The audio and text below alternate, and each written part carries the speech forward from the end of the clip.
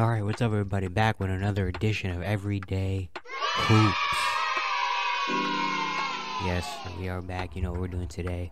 Today we're recapping the games from yesterday, March 1st, the first games of March. Yeah, very good games last night. Some debuts, some down to the wire, some really good ones, you know? So yeah, we're gonna get right into it. But first, before we do that, could you please, if you really like this content, hit the subscribe button, like, notifications, do all that stuff. It really helps out. I'd really appreciate it if you do. And also shout out to the people watching the shorts that have led over to the main channel. Appreciate you guys as well. And also, because it's March, college basketball is going to get good. March Madness, we're going to have a lot more, some NCAA men's content coming up as well very soon, so be on the lookout for that. And yeah, let's not waste any more of your time. Let's get right into it. Probably the game everyone was watching the most. The Phoenix Suns, Charlotte Hornets, Kevin Durant making his Phoenix debut. Very, very exciting game. The Suns started this game right out 11-0 early. KD hit a jumper for his first points, and then he got a block and hit a pull-up three in transition. The Suns started this game out really good with the Hornets without LaMelo, who just underwent ankle surgery yesterday for the fracture. So hopefully that'll be good to go. He'll be back hopefully next year early. Terry Rozier was leading this Hornets team, trying to find anything for Charlotte, hitting shots, trying to find his teammates. He was trying to lead this Hornets team. The Suns led 27-22 after one. Yeah, KD just looked comfortable out there, really. Like, he was hitting shots, easy shots that he would take all the time, the mid-ranges. But he was also finding his teammates. Yeah, there's a few times he was double-teamed or, found someone cutting or found someone in the corner for three. Like, he was doing very well already. Looked really good on the offense. The Suns outscored Charlotte 30-19 in the second because the Hornets don't have much offense. After LaMelo got down to kind of keep up, they led 57-41 at halftime. Go to the third quarter, and the Hornets actually come out in the third quarter. Kelly Oubre and Dennis Smith Jr. were leading the Charlotte Hornets. Both of them were having good quarters, leading to 32 third quarter points. They cut the lead down to 79-73 after the Suns took a 19-point lead in the middle of the quarter. Devin Booker was playing really well. Devin Booker was hitting his shots. We go to the fourth quarter, and Kevin Durant and Devin Booker kind of take turns going back and forth. It was mostly Devin Booker. KD didn't play a lot because he first came back, he had a little bit of a minutes restriction. But Devin Booker was on fire this game, hitting shots. And the Hornets, Kelly Oubre was trying, but again, the Hornets just didn't have enough. The Suns win 105-91, the first win in the Kevin Durant era. The Suns shoot 47% from the field. They have 30 assists to the Hornets' 20 assists as well. They have 9 steals, 9 blocks and 8 steals. Devin Booker finished with 37, 6 and 7 with 2 blocks on 15 for 26 shooting. He was all over the place in this game. KD, his Suns debut, 23 points on 10 for 15 shooting and 2 for 4 from 3. He looked very comfortable in there. And DeAndre Ayton had 16 and 16. Chris Paul had 11 assists, even though he had just 2 points. And the role players were decent. Josh Okogie didn't have a great game, but Cameron Payne was solid. Torrey Craig was probably going to be the starter. I think he should be the starter. Was solid as well. And yeah, good win for Phoenix. Again, a grain of salt because it was only the first game. They still got 20 more to go. But they look very good in their debut. For Charlotte, Kelly Oubre had 26 and 9 on 9 for 24 shooting. Terry Rozier had 26 and 5. Gordon Hayward had 15. And then Mark Williams had 11 and 10. Yeah, the Hornets, it's just, without LaMelo, it's going to be tough. And they end their 5-game winning streak. Yeah, next game, we're doing the Bulls and the Pistons. For the Pistons, they had players again. Jane Ivey came back for this game, which is big for them. Yeah, first quarter was very back and forth. The Bulls, big three, started well. Levine was hot to start. Vucevic and DeMar were getting theirs. For the Pistons, it was Jane Ivey, who was coming in, controlling the offense, getting to the free throw line, finding people on fast breaks and stuff like that. The Bulls led 38-36 after one. We go to the second quarter, and the Pistons forget how to play offense. The Pistons scored just 18 points in the second quarter. They shoot 6 for 20 from the field. And that brings the Bulls' lead up 69-54 at halftime. Patrick Williams was hitting shots. Caruso was solid. Patrick Beverley was solid as well. In the third quarter, the Bulls led by 20 points multiple times. The Pistons just didn't have enough. The Bulls, Levine got hot. He had, I think 38 at the end of 3 quarters. He was on fire. Very much needed. Zach LaVine game. Patrick Beverley got to Chicago and told him, hey, your role isn't to pass, it's to shoot. And ever since he said that, Zach LaVine's been shooting the ball. Yeah, the Bulls up by 20 multiple times in the third quarter. They end the third quarter with a 15-point lead, 101-86 of the Pistons. Hit some few shots at the end of the fourth. We go to the start of the fourth, and the Bulls is the opposite happens. The Bulls fall apart. The Pistons start the fourth quarter on a 21-7 run, led by Alec Burks to start, but then Bojan Bogdanovic had a great game, and Hamidou Diallo was bringing a lot of energy as well. And they tied the game at 108 with 3 minutes left. The Bulls hit just one shot in the first 9 minutes. The fourth quarter is very bad. It comes down to a free throw game, really. Back-to-back free throws, and DeMar hits a jumper with 2 minutes left to tie the game, but Diallo comes in, makes a cutting layup to tie the game. Levine hits 2 free throws with 48 seconds left to make it a 2-point lead. Go down. The Pistons miss a shot, but the Bulls miss. The Pistons get the offensive rebound. 9 seconds left. The Pistons are inbounding. Jaden Ivey, the rookie, is inbounding, and he calls a timeout. But the only problem is the Pistons don't have a timeout left. He calls an excessive timeout. He pulls a Chris Webber technical foul, and the Bulls end the game there, 117-115. Very tough moment for Jaden Ivey. But I mean, it happens. He's a rookie. Sometimes your mind just goes blank in situations like that. That's what happened there. Not a big deal, you know. How often he's gonna make that mistake? He's probably never gonna make that mistake again. And yeah, the Bulls get a win that they need. Bulls hit 12 3-pointers, shoot 48% from the field. And yeah, Zach LaVine, 41 points. He had no assists. When Patrick Beverley said that to him, he took it literally. 41 points. He shot 14 for 20. Hit 6 3-pointers.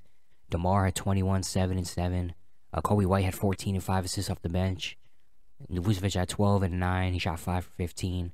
Patrick Williams had 11, and Patrick Beverley 5 points, but he had 10 rebounds, 10 assists, and 4 steals. He's doing everything else out there. Love to see Pat Bev bring the Bulls some energy. For Detroit, Bojan Bogdanovic had a great game, 34 and 6 with 8 3-pointers. Hamidou Diallo, 19 off the bench. He's been very good recently. Jaden Ivey had 18 and 4. Killian Hayes had 11 and 7 assists, and then Alec Burks had 11 off the bench. Yeah, Chicago still a game behind Washington for that final play-in spot. They were doing a lot better since after the trade deadline because Patrick Beverley. Patrick Beverley's a big difference over there in Chicago, I guess. But yeah, he's bringing them a lot more energy, which is what they needed. Next game, we had the Sixers and the Heat. Great matchup. The only thing, no Joel Embiid. Foot soreness. He did not play in this game. But it looks like it didn't matter. For the Heat, Bam and Jimmy started off very well. Of course, Bam started well because Sixers had PJ Tucker at center in this game. So, yeah, Bam and Jimmy started this game well. But the Sixers were still hitting shots. You know, James Harden was leading. Tyrese Maxey, who started in this game, hit some threes. Tobias was getting some shots.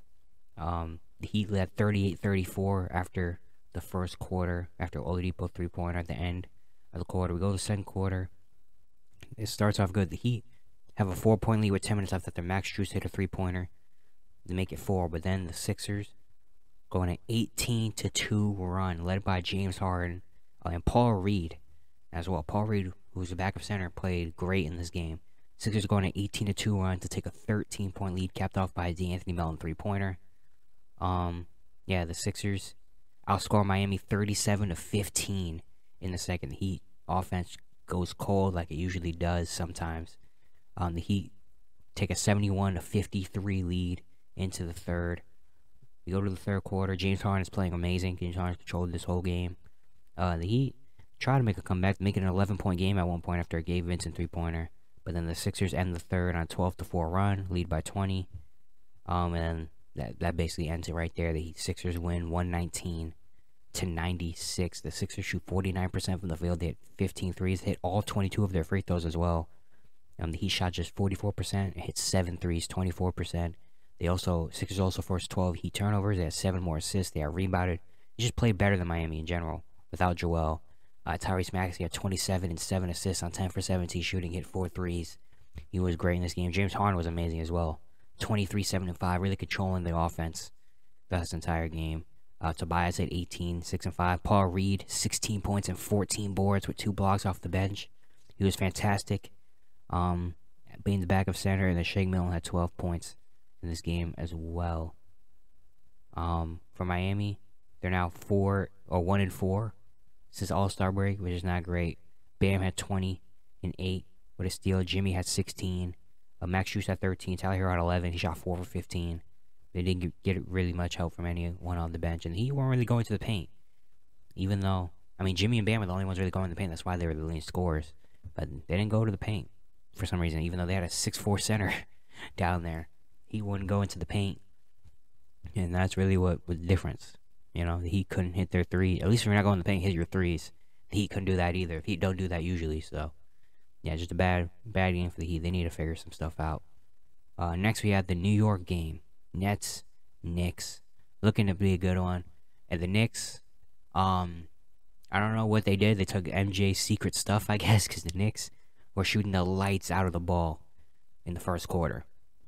They shot 18 for 23 in the first quarter. They were hitting 9 of their 11 threes. Jalen Brunson had 16 points, and the Knicks put up 47 in the first, leading 47 to 29. Yeah, everyone was in. Brunson, Randall, Quentin Grimes, everyone was in for New York. It looked like practice out there for them. We go to the second quarter, and then the same kind of keeps going for the Knicks. You know, it starts off with RJ and quickly hitting shots, and Brunson comes back in. I don't know what he has against Brooklyn. He had 40 last time they played against them. He has something against Brooklyn, I guess. He's hitting shots. Quentin Grimes was amazing from 3 in this game. Yeah, the Knicks led 81-57 at the half. Jalen Brunson 30 first half points, 16 in the first, 14 in the second. In the third quarter, things were just the same throughout the entire game. Julius Randle got in on it then in the third quarter. Mitchell Robinson, RJ hitting shots. The Nets were trying. Dinwiddie played a good game. He was trying. McHale was hitting shots. Cam Johnson had 19 second half points as well. He was great in this game, but the Knicks shooting was just insane, and the Knicks win 142-118. The Knicks finished shooting 61% from the field and hit 23 pointers, 57%. They also had rebounded Brooklyn 46-31. Yeah, the Knicks were on fire shooting this game. Jalen Brunson had 39, 5 and 6. He had 15 of his 18 shots, hit 5 3-pointers. Quentin Grimes had 22. He hit 6 threes. Julius Randle had 21, 8 and 8. RJ had 15, quickly had 15 off the bench, and then Mitchell Robinson 13 and 10. Yeah, it was really just the Knicks were on fire. For the Nets, Cam Johnson had a great game, 33 points, shot 13 for 18, hit 7 threes. He was the best player out there for Brooklyn. In the second half, he had 19. He was hitting all the shots. It was just the Nets really couldn't do anything. Mikal Bridges had 21 as well. Cam Johnson had 15 off the bench. Spencer Dinwiddie had 11 and 10 assists, and Seth Curry had 10 as well. But the Knicks, 7 in a row. That's 7 in a row. They're only now a game and a half behind the Cavaliers for 4th in the East, man. The Knicks are really climbing up there. And speaking of the Cavaliers, they played on ESPN last night against the Boston Celtics. Celtics playing their first game in a long time, not being the 1 seed. Coming in today in the second seed. Because, you know, the first 2 games were amazing. The Cavs beat the Celtics both games so far they played this season in overtime in both of those games. They were amazing. I think they're the only team the Celtics haven't beat this season. So, you know, there's some tension a little bit in this game. It was a really back and forth first quarter, really good first quarter. Both teams, you know, Jaylen Brown and the big men were getting it started for Boston. For Cleveland, Darius Garland injected some stuff into this team. The Cavs led 28-26 in the first after Ricky Rubio made a nice dime to Carousel for an easy dunk to take a 28-26 lead into the second quarter. Going to the second quarter, Jason Tatum comes into this game and starts getting on fire. Marcus Smart brings some energy on both ends as well. But for Cleveland, it was Darius Garland and Donovan Mitchell, the guards, taking over this game, trying to keep them in it. Very back and forth second quarter as well. Marcus Smart hit 2 free throws to end the first half, 55-52, Boston leading. Very good game. We go to the third quarter, and Jason Tatum dominates the third quarter. He finishes with 18 points and 4 assists. He was creating for everybody out there. He was amazing. Finding Al Horford. Al Horford was amazing too. Al Horford was literally hitting everything. In this game, the Celtics ballooned this game up to 20. At one point, the Celtics put up 41 in the third quarter. And the Cavs offense just doesn't have enough. You know, the role players and the bench not doing anything as usual. Jared Allen didn't have a great game. Mobley wasn't hitting. And yeah, the Cavs really won this game because of Donovan Mitchell. Donovan Mitchell got hurt halfway through the third quarter. He had a little, you know, I think hamstring or something with his leg. but he stayed in the game and put up 18 in the third quarter to try to keep the Cavs in it. The Celtics lead 96-78 after 3. We go to the fourth quarter, and literally Donovan Mitchell is willing this team to a comeback. Like, literally, without Donovan Mitchell, Cavs would have lost by 30 in this game. Donovan Mitchell was literally willing his way, limping, for the Cavs to try to make this a game, and they did. Cavs made it a 13-point game multiple times in this game, but every time made it 13, Al Horford would hit a 3, Jaylen Brown would hit a shot, Jason Tatum would hit a shot that would just seal it. And the Celtics win 117-113. Great win for them. Celtics shoot 50% from the field and 50% from 3. That's going to get you some wins. They also had 6 more assists than Cleveland. They also had double the turnovers that Cleveland had. But yeah, Cavs hit just 10 3-pointers in this game. Yeah, and Jason Tatum was magnificent. 41, 11, and 8. Shot 13 for 21, hit 4 threes. He was phenomenal in the third quarter and this entire game. Really won this game for Boston. Al Horford was amazing as well. 23 and 11, hitting 6 3-pointers. He was 6 for 6 to start from 3, but he missed his last few shots. But yeah, he was amazing in this game. Jaylen Brown had 16. Marcus Smart had 14 and 3 steals. And Robert Williams, 11 and 11 for them. The Celtics starting 5 was great. For Cleveland, Donovan Mitchell, 44, 4, and 5 on 17 for 32 shooting. He was, again, literally willing this team to try to get a win. Hopefully he doesn't have a serious injury because he already was hurt earlier in the year with some, I think, hamstring problems. So hopefully he's not super injured. But yeah, gotta love Donovan, man. Gotta love Donovan. Just wants to win, man. Darius Garland had 29, 9 assists, 4 steals in this game as well. Evan Mobley had 12 and 13. He shot just 6 for 15 in the field. And Caris LeVert had 10 off the bench. But yeah, good win for Boston. Cleveland, been struggling a little bit recently. I think they're 1 and 4 coming out of the All-Star break, and 1 and 3. And the Knicks are climbing up as well. The Cavs got to get it right. The Cavs just don't have role players, you know, that you would think they would like them to have. You know, especially with a smaller backcourt that has to do a lot of the load. Like, they need some wings that can knock down some shots, and they don't have that. You know, so it's gonna be really tough for them, especially in the playoffs. You know, to win some games. But we'll see what happens. But yeah, great win for Boston. Jason Tatum was amazing. Yeah, the Celtics team is super dangerous. We already know that. Next we're going Grizzlies, Rockets. Don't have to spend too much time on this game. For the Grizzlies, Ja and Jaren. We're starting this game off early, both of them. We're leading the charge for Memphis in the first quarter. They led 25-19 after 1. Go to the second quarter, and Desmond Bane gets it going for Memphis, but then for Houston, they're keeping in this game. Kenyon Martin Jr. and Jayshawn Tate really were playing really well. Kenyon Martin Jr. especially were playing really well and bringing this Rockets team, giving them leads at some points in this game. Memphis led 47-44 at halftime. Then we go to the third quarter, and Memphis, Dillon Brooks, and Desmond Bane combine and take this game over. Memphis, as a team, scored 38 in the third quarter, led by Desmond Bane and Dillon Brooks. And the Rockets only scored 24. They couldn't keep up. And the Grizzlies led 85-68 after 3. And in the fourth quarter, Desmond Bane put this game away, hitting threes, finding his teammates. He was great in the second half of this game. And the Grizzlies win 113-99. The Grizzlies shoot 48% from the field. They had 17 threes. They have 10 more assists than the Rockets. They also forced 5 more turnovers than the Rockets did. Desmond Bane finished with 30. 9 rebounds, 6 assists on 6 for 9 3-point shooting. He was great in the second half of this game. Ja had 27 and 7. A lot of stuff about Ja, so we're not going to talk about him that much. Jaren has 17 and 5 blocks. And then Dillon Brooks has 16. And the Rockets are just not good. Jalen Green had 20. He was trying. He shot 7 for 18. Kenyon Martin Jr. had 19 and 6 boards. Operation Shangoon, 11, 8, and 5. Kevin Porter Jr. came back in this game. He hasn't played in a long time. He had 11. Jayshawn Tate had 11. Tari Eason had 10. The Rockets lost 11 in a row. Rockets are 1 loss away from 50 losses this year. So let's see. They're probably gonna get it next game. Who they play? Who's the Rockets next game? It's the Spurs. Oh, battle of the 2 worst teams. Oh, maybe they don't get their 50th loss in the day. But yeah, it's really the Rockets just suck. That's it. We don't have to talk a lot about the Rockets over here. Next, we're going to the Magic and the Bucks. The Bucks coming in on a 15-game win streak and trying to keep it going. From Milwaukee, Grayson Allen and Giannis start this game off really good for Milwaukee. Both of them are hitting shots, knocking out shots, finding their teammates. For Orlando, Markelle Fultz started this game really well, and Wendell Carter as well. Markelle Fultz was really all over this game, getting to the rim, hit a three-pointer, finding his teammates. It was a really good first quarter. The Bucks led 31-21, or 31-29 after one. We go to the second quarter. The Bucks are hitting all their threes. Pat Connaughton, Giannis hit a three. Yeah, the Bucks are just hitting threes, but the Magic are keeping it. Cole Anthony is playing great off the bench. The sixth man, Franz Wagner, came in and helped him out. Paolo a little bit.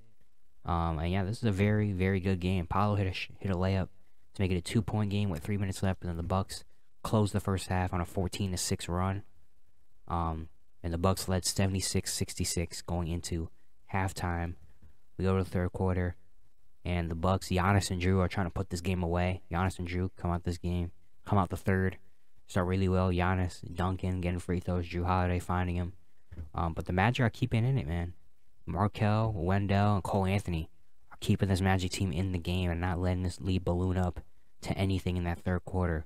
The Bucks led 108-96 after 3. We go to the fourth, and a little bit through the fourth quarter, after Bobo hit a shot to make it a 14-point game, the Bucks then say, you know what, let's end this. And they go on a 15-3 run off of three-pointers to Drew, Javon Carter, Brook Lopez, and they balloon the lead up, and then, yeah, they basically ended the game. The Bucks win 139-117, and now won 16 in a row. The Bucks shoot 52% from the field. The Bucks hit 26 three-pointers. The three-point shot was on fire last night from Milwaukee. They hit 26 of their 56 threes. The Magic hit just 9. So yeah, that's going to win you games if you hit 26 threes. The Bucks also forced 13 Magic turnovers. They had 7 more assists as well. Giannis finished with 31, 7, and 6. He hit 3 threes in this game as well. Drew had 23 and 9 assists. Chris Middleton also didn't play in this game, by the way. So that would have been a few more threes. Brook Lopez had 18. He hit 4 threes. Joe Ingles had 16 and 4 threes off the bench. AJ Green came in and hit 4 threes randomly. Grayson Allen also hit 4 threes. Pat Connaughton hit 3 threes. Yeah, the Bucks, they're hitting threes. For the Magic, Cole Anthony had a great game, 28, 7, and 4 off the bench. He's been really good as a sixth man this year, quietly, for Orlando. I really like seeing that. Markelle had 21, 7, and 5. Wendell had 19 and 10, and Franz Wagner had 18. Paolo struggled to shoot in this game. He shot just 4 for 13, had 9 points. Happens sometimes. But yeah, the Bucks keeping the best record in the league, 45 and 17, 16 in a row. Their franchise record is 20 games in a row. So are they going to do it? Maybe. I don't know. We'll see. Next game was the Lakers and Thunder. Lakers, no LeBron, no AD in this game as well. Thunder, no Shea still. Yeah, this was a fun game to watch just because there's just a bunch of role players. So just a bunch of, they literally just like, they took all the stars out of the game and they're like, alright, all the bench players go out there and play. And it was actually a really entertaining game. For the Lakers, Troy Brown Jr. and Malik Beasley started this game off very well. Both of them were hitting shots and bringing a lot of energy. For OKC, it was Lou Dort, Josh Giddey in the first quarter. They were doing that, defense, bringing energy and stuff. Lakers led 31-30 at the end of the first after Trey Mann hit 2 free throws at the end of the quarter. We go to the second. It was really back and forth. Like, the Lakers would take a 4-point lead, but then the Thunder come back and take a lead. But then the Lakers come back and take another lead. It was a very good game. The Lakers led 60-57, or the Thunder led 60-57 at halftime after outscoring LA 30-26 in the second quarter. We go to the third quarter. Yeah, for the Thunder, Jalen Williams and Aaron Wiggins playing really well in the third for OKC. But for the Lakers, Dennis Schroeder and Troy Brown Jr. were leading. Mo Bamba came in there as well and was providing a lot of energy as well. Another very back and forth third quarter. The Thunder were up by 5 with 4:22 left in the third after Aaron Wiggins hit a layup. Then the Lakers end the third on a 16-5 run led by Austin Reeves, Dennis Schroeder, and Lonnie Walker. And the Lakers take a 90-84 lead into the fourth. We go to the fourth quarter, and the Lakers start the fourth quarter really well. Dennis Schroeder leading the team. Rui Hachimura hit some shots as well. They took a 13-point lead at one point halfway through the fourth quarter.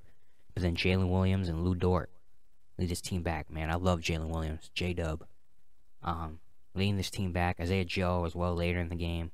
But the Lakers are hitting. Austin Reeves had a nice reverse layup in the end of this game. Also, the foul calls are very weird. Lakers getting a lot of ticky-tack calls, and the Thunder weren't. I don't know what that's about, but I mean, refs aren't perfect, I guess. But yeah, Thunder just weren't getting the calls, and the Lakers were, and the Lakers win this game 123-117. So they lose with AD, but they lose without LeBron and AD. I mean, they lose with AD, but they win without LeBron and AD. That's something fun. Yeah, Lakers hit 16 threes as a team. Yeah, they just got to the free throw line, honestly. That was it, free throws. Lakers shot 39 free throws in this game. Thunder shot 24. Dennis Schroeder had 26 and 6 assists, leading this team, shooting 8 for 18. Troy Brown Jr., 19 points. He provided a lot up in this game. He hit 4 threes. Austin Reeves had 19 off the bench. Only missed one shot, and it was a free throw. Shot 5 for 5. Lonnie Walker had 13. Mo Bamba had 12 and 7.